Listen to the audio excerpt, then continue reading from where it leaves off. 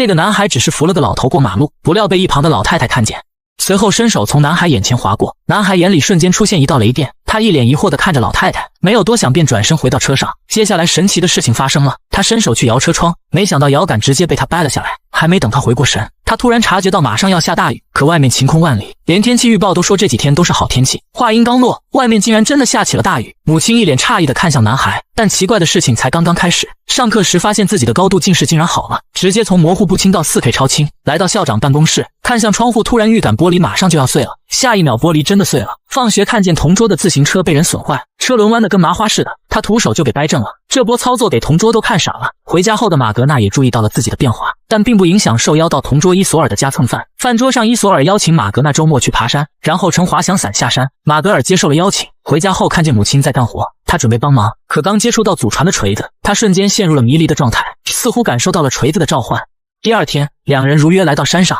在过桥的时候被一个警示牌拦住了去路，但也没能拦住两人的热情。马格纳直接越过了警示牌。这时马格纳突然收到弟弟的简讯，说母亲出事了。担心母亲的马格纳只好告别伊索尔，匆忙的往山下赶。而这边的伊索尔在途中发现一个神秘山洞，在好奇心的驱使下走了进去，在洞中发现了一个鱼图公司的实验领地。紧接着一声恐怖嚎叫传入耳中。这边的马格纳到家后发现母亲一切安好，才明白这是弟弟的恶作剧。马格纳准备回去找伊索尔，路上发现伊索尔已经乘滑伞滑翔而下，看着看着好像不大对劲，伊索尔的滑伞似乎不受控制，径直的向高压电线撞去。马格纳慌忙的赶了过去，发现伊索尔已经没了生命迹象。这时一辆汽车在路边停下，一个男人走了过来，为他们拨打了救援电话。夜晚天空雷雨交加，马格纳失魂落魄的走在马路上，拿起角落的锤子，愤怒的朝天边扔去。伴随着怒吼，一道闪电袭来，整个小镇瞬间陷入黑暗。这个男人开车来到悬崖边上，随手脱掉身上的衣服，一丝不挂地站在高处俯视着下面的鹿群，然后缓缓闭上双眼，再次睁开，身体赫然发生了变异，下一秒就纵身一跃，如野兽般扑倒一头麋鹿，随后竟残忍地扭断了他的脖子，伸手掏出麋鹿的心脏，然后大口大口地生吃了起来。做完这匪夷所思的一切后，男人若无其事地回到家中。他是镇里的企业家，也是鱼图公司的老板威达。伊索尔在洞中听到的嚎叫声就是威达发出来的，就连伊索尔遇难现场的救护车也是他打电话叫来的。没过多久，警方就公布了伊索尔的死讯，宣称是被闪电意外击中导致的。台下的马格纳一脸疑惑，自己亲眼看到伊索尔是撞上了高压线，他不明白警方为什么要隐瞒。马格纳请求女警重新调查，却遭到女警的拒绝，表示案件已经结束了。愤怒的马格纳在雨中抡起自家铁锤，朝着远处奋力扔了出去，瞬间电闪雷鸣。马格纳觉得事情并不简单，打算亲自调查清楚。第二天早上，威达让马格纳的母亲为他处理保险索赔，说是昨天夜里有人用铁锤砸了他的车。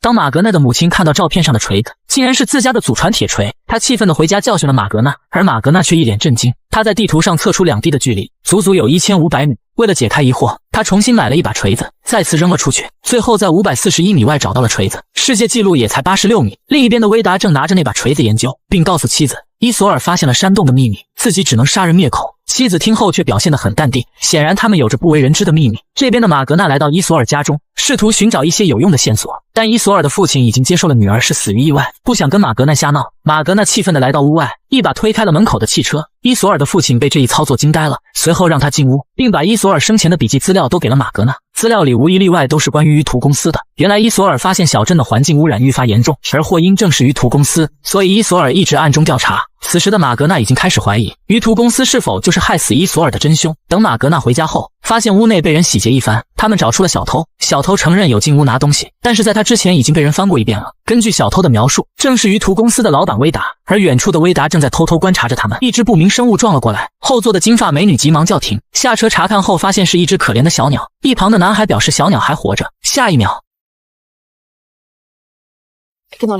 而另一边，一个男孩正在奋力奔跑，100米长的跑道，他只用了6秒98，比世界纪录还快了2秒多。他还沉浸在喜悦中，突然被一辆重型车撞飞10几米，送到医院后，男孩竟然毫发无损。普通人被撞一下不死也得躺上几个月，他不但没有受伤，就连一点刮蹭的痕迹都没有，连医生都直呼医学奇迹。得知消息的威达先是震惊，但更多的是愤怒，他可是亲眼目睹了车祸，他断定马格纳绝不是一个普通人，于是邀请他来家里吃饭。晚上马格纳和弟弟一起来到威达家，本以为是一场派对，谁成想只邀请了兄弟2人，这使得马格纳有些拘谨，但很快一大桌美食摆在眼前，马格纳也逐渐放下了戒备，开怀大吃了起来。威达一家计划灌醉马格纳，趁机套取他的秘密，但没想到马格纳酒量惊人，喝白酒就跟白开水一样。威达见状只好拿出自己的珍藏，传说是一种远古众神喝的酒。马格纳一饮而尽，终于有了反应，眼神逐渐迷离，更是耍起了酒疯。威达的妻子见时机成熟，便上前套话，此时的马格纳酒后吐真言，说出了自己异于常人的变化。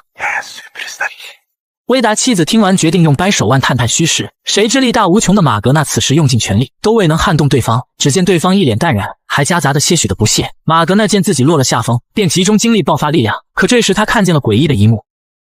马格纳一时的分神，对方奋力一掰，竟然把桌子都给砸碎了。惊魂未定的马格纳来到洗手间，以为是酒精产生的幻觉，可一抬头，发现镜子里的自己竟然变成了一个粗犷的维京壮汉。这一形象伴随的雷电，像极了传说中的雷神。男孩朝着大树疯狂击打，只见树干竟然直接被打出一个大坑。伴随着男孩最后一记重拳，腰杆粗的大树就这样轰然倒地，而男孩的双拳却没有一丝伤痕。为了弄清自己身上这一系列的变化，他开始网上查阅资料，在了解北欧神话中看到一个老太太用手划过额头的图片，不禁联想起自己也是从遇到老太太开始变化的。为了解开心中的疑惑，马格纳立刻前往超市，找到了那个老太太。老太太也没有隐瞒，表示男孩就是雷神索尔的转世，自己只是出手帮他开了天眼，目的就是让他对抗巨人族。说完便转身离去，留下马格纳一脸懵逼。另一头，威达一家在探讨马格纳是敌是友，因为昨晚的试探足以证明马格纳来自上古世界。为了进一步确认他的身份，姐姐在马格纳面前低声说着古语，并问马格纳是否能听懂，而马格纳则是一头雾水。试探无果后，他们又在班级里举行了野外露营，到时候如果发现是敌人就借机杀掉。就在登山当天，马格纳发现了迷路的尸体，通过敏锐的嗅觉，味道竟跟死去好友的衣服上残留的一样。等他刚到营地，就被威达叫住，邀请马格纳一起准备食材。但当他看到马格纳娴熟的切肉手法后，更加好奇马格纳的身份，于是他用上古语言问他是否知道远古的大战。一番牛头不对马嘴的对答打响了两人的战争。威达是在试探马格纳的身份，而马格纳则是在说污染环境跟害死伊索尔的事情。威达将这一消息告知妻子，并在马格纳包中发现了一把匕首，上面的标记跟砸他车的那把锤子上的一样，更加断定马格纳是敌非友，当即决定杀掉马格纳。很快，威达的恶犬就找到了马格纳，猛地扑上来咬住了马格纳的手臂，剧烈的疼痛激起了体内的能量，他直接掰开恶犬的血盆大口，在恐怖的力量下，竟然活生生给掰裂了。等威达寻迹而来，恶犬早已凉透，还被特意摆在石头上，而这一行为彻底激起了威达杀他的决心。威达妻子上前阻拦，却挨了一个大嘴巴子。妻子告诉威达，没必要为了一个男孩而暴露隐藏了几千年的自己，以我们现在的财富跟权力，有无数种不见血的办法除掉他。果然没过多久，警察就找上了马格纳。恶犬的惨状和砸坏的汽车让警察怀疑他精神出现了问题。尽管马格纳极力解释是恶犬先攻击的他，但并没有人相信他，就连他的母亲也觉得他最近行为怪异，所以才发生了开头干爆天花板的一幕。为了不让儿子关进少管所，母亲带着马格纳找校长求情，虽然不用被逮捕，但需要上交所有的社交工具。此刻的马格纳很是无助，但也只能照做。在学校里更是被同学们当作神经病孤立，甚至在体育课后遭到了巨人姐姐的警告，让马格纳不要多管闲事，否则下次刺中的就不一定是什么了。看来正面抗衡是没希望了。这时马格纳决定收集资料，写一篇论文来控诉鱼图公司污染环境。但令马格纳没想到的是，母亲竟然将这一行为告知了校长等人，只因母亲就在鱼图公司上班，如果不阻止的话，自己的饭碗就丢了。就这样，论文也被扼杀在摇篮。就在马格纳最绝望的时刻，伊索尔的父亲找上他，并把伊索尔生前的手机交给了他。原来手机被父亲上山缅怀女儿的时候意外捡到，但要打开手机则需要密码。这时他回忆起伊索尔生前告知的种种秘密，最后竟然蒙对了密码。打开手机后，发现了伊索尔遇害前拍摄的视频跟图片。马格纳根据视频中的线索，终于找到了鱼图公司的实验基地。打开锈迹斑斑的铁门后，看到了数以万计的化学物品，伴随着冰川流进了居民的饮用水里。富有正义感的男孩发现后决定报警，但等他带着警察赶来时，发现山洞的主人威达早就等在门口，甚至主动邀请众人进去查看。果不其然，里面的工业废料早已消失不见。威达上前警告马格纳不要再找鱼图公司的麻烦。很快，马格纳污蔑鱼图公司的事情在小镇传开，再加上之前砸车杀狗的事情，学校决定将他开除。看到母亲为自己的事情操碎了心，马格纳也决定不再调查，配合母亲到精神病院接受检查。回去的路上遇到了之前的老太太，马格纳跟老太太说自己可能不是这块料，老太太告知他要相信光明，不要被眼前暂时的黑暗所阻止。而这边的威达又因为另一件事责备自己的儿子，因为父亲严令禁止不能跟人类亲密接触，但这小子不仅深入接触了，还带回了家中，最主要的是弄丢了一张全家福，而这里面每一张照片都有千百年的历史，如果流传出去，他们已经活了上千年的秘密就会暴露。威达让他找回照片并杀掉女孩灭口，尽管他内心是多么的抗拒，也不敢公然违抗父亲的命令。他找到马格纳并透露了工业废料的踪迹，具体是因为什么原因只有他自己知道。马格纳根据消息果然在码头发现了工业废料，这次他学聪明了，并没有急着报警，而是直接搬了几桶放在警局门口。这次威达真是百口莫辩了，这边的巨人弟弟将女友骗到一个废弃仓库，还美其名曰要给女友一个惊喜，下一秒巨人弟弟瞳孔里就发生了变异，嘴里重复着抱歉的话。危急时刻，马格纳及时赶到，一个飞锤英雄救美，几下就撂倒了巨人弟弟。准备最后致命一击的时候，女孩挡在了前面，就在这时候，威达也赶到了这里，一言不合就扒衣服。马格纳一个重锤过去，竟直接被弹飞。威达更是站着任由马格纳打在身上。马格纳的重拳在威达身上没有一点伤害，反观威达只是小手轻轻一推，马格纳直接飞出几十米，这完全是单方面的暴虐。威达一把拎起马格纳，准备一个回手掏心心解决战斗。这时风卷残云，黑暗席卷而来，只见他张开双臂仰天怒吼，无数闪电汇聚双手，随着一股上亿伏特的闪电劈下，两人瞬间被击飞数十米。不知过了多久，救护车闻讯赶来，他们率先抢救男孩，不料一个电击下去，救护人员直接被反弹出几百米，男孩先一步苏醒，起身后赶忙查看威达死了没，不料刚凑近就被威达掐住了脖子。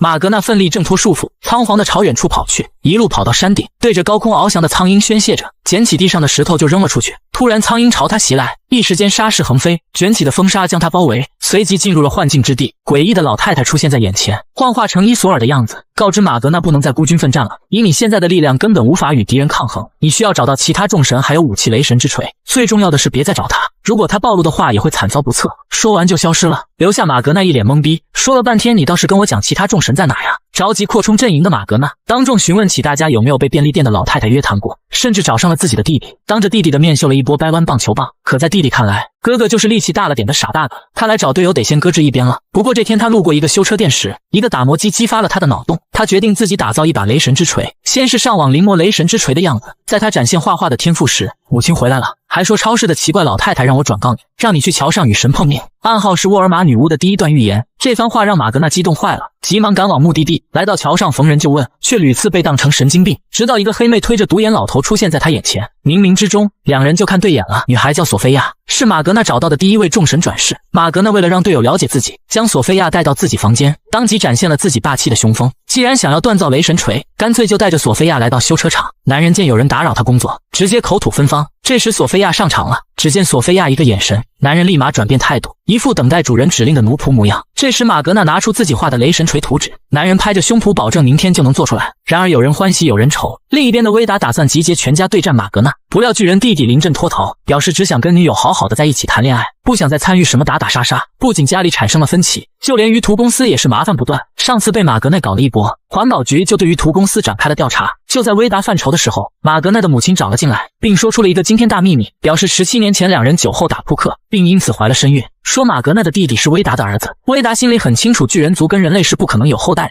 既然这样，干脆就利用起来对付马格纳。同样高兴的还有马格纳的弟弟，知道自己还有个富豪老爸。这一幕让到家门口的马格纳看到，愤怒的他再一次让小镇停电了。就这样，马格纳的弟弟被威达带回了家。威达老婆知道后也是一脸不爽，但也没办法。威达为了尽快控制弟弟，展现了虚情假意的父爱。待时机成熟，威达让他喝下了远古蜂蜜酒，还生吃了麋鹿的心脏。一瞬间，远古画面在脑内闪烁，接着威达便把他的手拉进火坑。还没等他回过神，那狰狞的伤痕竟以肉眼可见的速度愈合。看着自己拥有了不死之躯，再看看镜中幻化出来的远古真身，一股优越感油然而生。狡诈之神洛基闪亮登场，而这边的马格纳拿到锻造好了雷神锤，两人兴致勃勃地赶往山顶高山上。这个男孩拿出自制的雷神战锤，只见他缓缓后退了几步，紧接着扔出了蓄力的一锤，转瞬间直接飞出千里之外，随即做出召回的姿势。可等了老半天，也不见锤子飞回来，场面尴尬至极。最后终于在数公里外的山坡上找到了。马格纳很是疑惑，自己是雷神为什么操控不了这破锤子，随即带着疑问找到了老太太，拿出了自制的雷神锤。老太太说，雷神锤可是上古最具威力的神器，可不是什么小作坊就能锻造的。刚说到上古的一团什么不灭的火焰，老太太就发现旁边有人暗中监视他们，于是让马格纳先回去，日出时到山脚下找他。等马格纳回过头，老太太就消失了。可尽管如此谨慎，老太太在回去的路上还是被堵截了。面对巨人族的有备而来，老太太心知不是对手，于是亲吻了胸口的吊坠，下一秒就化为苍鹰飞向远处。本以为安全逃脱，不料女人不慌不忙地举起远古神弓，一箭射穿了苍鹰。苍鹰硬撑着飞到了疗养院，重新现回人形，将吊坠交给了一个独眼老头。等马格纳赶到时，老太太已经死了，随后在马格纳眼前化成一团灰烬。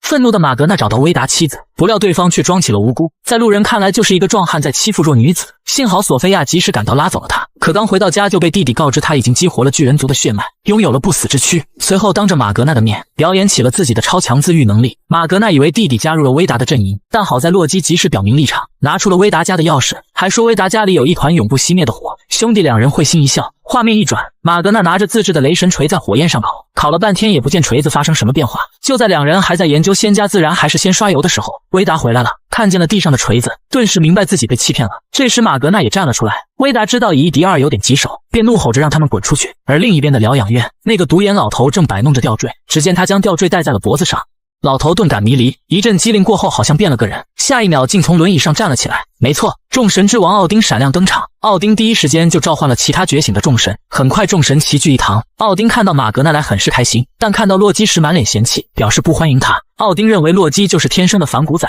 狡诈之神可不是瞎叫的，于是洛基被赶了出去。在医院的走廊上，洛基看到了奥丁的血样，脑子里顿时萌生出大胆的想法，如果将奥丁的血跟自己的融合，是否能变得更强？管他呢，打了再说。下一秒洛基就毫不犹豫地注射了。我的老天鹅呀，这个男孩的肚子竟然有8个月大，用仪器检查竟发现里面是条贪吃蛇。医生见状也是吓坏了，情况紧急，医生当即决定给男孩做剖腹手术。在医生不懈的努力下，终于取出了小家伙。医院本打算将其送往研究院，洛基一听不乐意了，这是从他肚子里生出来的，如何处置应该自己说了算。康复后的洛基找到了威达，因为奥丁看不上他，洛基只好再次投靠威达，但威达平生最恨的就是背叛者。威达拿起远古战斧，准备动手收拾洛基的时候，马格纳及时赶到，洛基捡回一命，很快两人就扭打在一起。威达发现马格纳比以前更强了，毕竟是经过了奥丁几番强化。威达顺势捡起地上的战斧，狠狠地朝马格纳砍去，一击未中，威达反手掐住了马格纳的脖子，两人僵持不下。马格纳突然爆发能量，反手将威达推向了卡在墙上的战斧，不愧是远古神器。威达瞳孔随即失去色彩，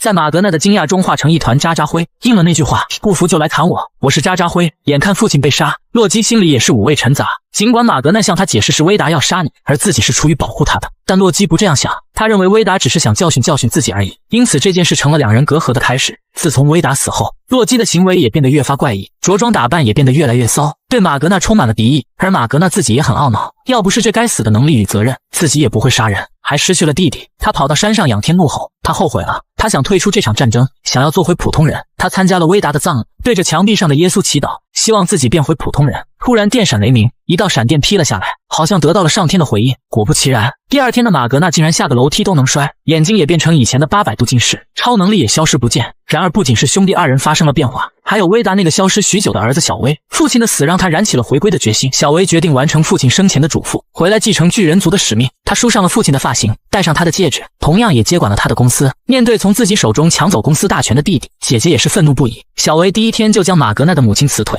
家里一下子失去了经济来源，母亲忍不住失声痛哭。马格纳气愤地找到小威理论，小威摆出一副你能奈我何的态度，气得马格纳直咬牙，一把抓起小威的衣领想动粗。可失去神力的马格纳现在就是个小卡勒迷，小威也察觉到了这一点，反手就将马格纳按在车上，还不忘狠狠地嘲笑一番。看着失去神力的马格纳，小威甚至都不屑出手干掉他。这无声的鄙视刺激了马格纳，他找到奥丁，表示想要重新拿回神力。奥丁一脸恨铁不成钢，你以为神力是张嘴就来的吗？随即便赶了出去。另一边，威达一家在举行家庭会议，面对小威的突然掌权，莎拉很是不爽。明明是自己为公司忙前忙后的，到头来是给别人做嫁衣，他还想得到母亲的支持，但母亲却选择了小威。于是莎拉便想到拉拢洛基，他找到洛基，给了他工厂的钥匙作为拉拢条件。可到了正式投票的时候，小威却将洛基拉到一边，提出了更加丰厚的条件，准备策反洛基。于是洛基选择弃权持中立态度。可尽管如此，也有人将洛基视为眼中钉，那就是小威的母亲。他认为洛基迟早会威胁到儿子的地位，决定尽早除掉以绝后患。就在洛基即将领盒饭的时候，马格纳及时返回家中，但奈何现在的他只是弱鸡一个，根本不是女人的对手。好在母亲及时回来，女人只好暂时收手，毕竟不能在普通人类面前暴露自己。可如今家人时刻面临生命危险，马格纳必须站出来保护家人。于是他再一次找到奥丁老头，想要重新获得神力。好在这次奥丁没有赶走他，而是告诉他想要恢复神力，必须用永恒之火锻造出雷神锤。奥丁已经为他准备好了其他的所需条件，而永恒之火就在于图工厂。工厂的钥匙洛基刚好有一把，于是马格那边的理由骗来了钥匙，在队友的陪同下来到了鱼图工厂，终于在密道内找到了那团永恒之火。先将上古玄铁放入永恒之火，等玄铁烧到通红后，放上一根女巫的羽毛和一只上古箭头，接下来就是将玄铁锤炼成型。终于在第665下战锤成型，第666下必须由矮人族敲定才能奏效。随着最后一锤，上古世界最具威力的雷神战锤就此诞生。马格纳迫不及待想试试雷神锤的威力，信心满满扔出战锤，不料战锤就只飞出5米不到。马格纳瞬间亚麻呆住了，不是说好的有了战锤就恢复神力吗？马格纳不信邪，再次卯足力气扔了出去。这次终于有了长进，飞出去6米。他不敢相信眼前这一切，只好垂头丧气地回到家中。更让他愤怒的是，鱼图公司一招以退为进，实在是妙。小威公开发言要将公司搬出挪威，可公司一走，